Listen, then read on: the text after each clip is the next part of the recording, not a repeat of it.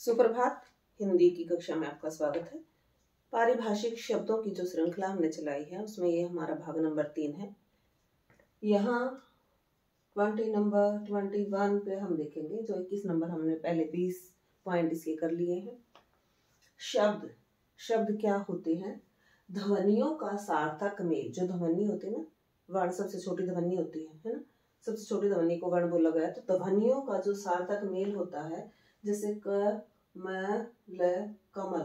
ठीक है। एकार्थी शब्द, ऐसे शब्द जिनका केवल एक ही अर्थ होता है, जैसे घर। घर का मतलब घर ही होता है जहां हम रहते हैं। ठीक है। अनेकार्थी शब्द, ऐसे शब्द जिनका एक से अधिक अर्थ हो, जैसे बल। बल क्या हुआ? रस्सी के भी बल होते हैं, हम ऐसे उसके बल को हटा भी सकते हैं और उसमें बल देते भी हैं। और ताकत, बल का मतलब ताकत भी। तो ऐसे शब्द जिनका एक से अधिक अर्थ हो अनेकार्थी शब्द कहलाते हैं।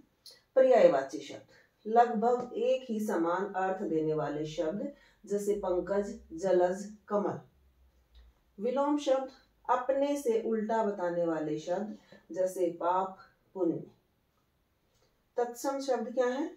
संस्कृत के वे शब्द जो हिंदी में उसी रूप में प्रयोग किए जाते हैं। संस्कृत के वो शब्द जो हिंदी में भी ज्यों के त्यों प्रयोग किए जाते हैं, उन्हें हम तत्सम शब्द कहते हैं। जैसे गृही, गृही का मतलब घर होता है। गृही, घृत, मयूर, ये शब्द ऐसे हैं जो तत्सम शब्द हैं और हिंदी में इनका प्रयोग हम ऐसे कैसे भी करते हैं।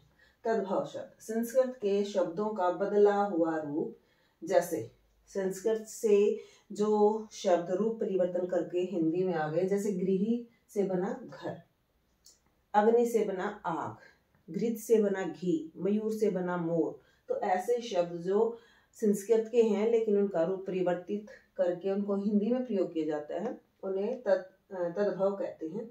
देशज, देसी भाषाओं और बोलियों से बने शब्द, जैसे झुग्गी, लोटा, खाट। इस तरह के जो शब्द हैं वो हमारे जो देश की छोटी छोटी भाषाएं हैं, उनकी भाषाओं से जो शब्द हमने हिंदी में ले लिए हैं वो देशज। विदेशी शब्द, विदेश की भाषाओं से, चाहे वो अंग्रेजी हो, चाहे वो जापानी हो, चाहे फ्रेंच हो, कोई भी भाषा हो, विदेशी भाषाओं के शब्द जैसे स्कूल, मरीज, डॉक्टर, ये सारे शब्द हमने दूसरी भाषाओं से, कैंची, चाकू, तो ये शब्द हमने विदेशी भाषाओं से लिए। विकारी शब्द, ऐसे शब्द जिनका रूप, वचन, लिंग, काल, कारक आदि के कारण बदल जाए, जैसे संज्ञा, सर्वनाम। देखो विकारी शब्द 4 होते हैं। इसके एक एग्जाम्पल हम देखते हैं। जैसे राधा, राधा क्या है? एक संज्ञा शब्द है। राधा खेलती है, तो ये खेलना क्रिया है, तो क्रिया क्या है? विकारी शब्द है। राधा, राधा भी संज्ञा है। तो देखो यहाँ अगर मैंने लिख दिया मोहन, मोहन, तो यहाँ क्रिया बदल जाएगी, खेलता है आ जाएगा। तो ये जो रूप परिवर्तन हो गया, जिन ऐसे शब्द जिनका रूप, वचन, लिंग, काल और कारक आदि के आधार पर बदल जाए, तो बदल गया, तो क्रिया क्या होगी? वो एक विकारी शब्द। ठीक है।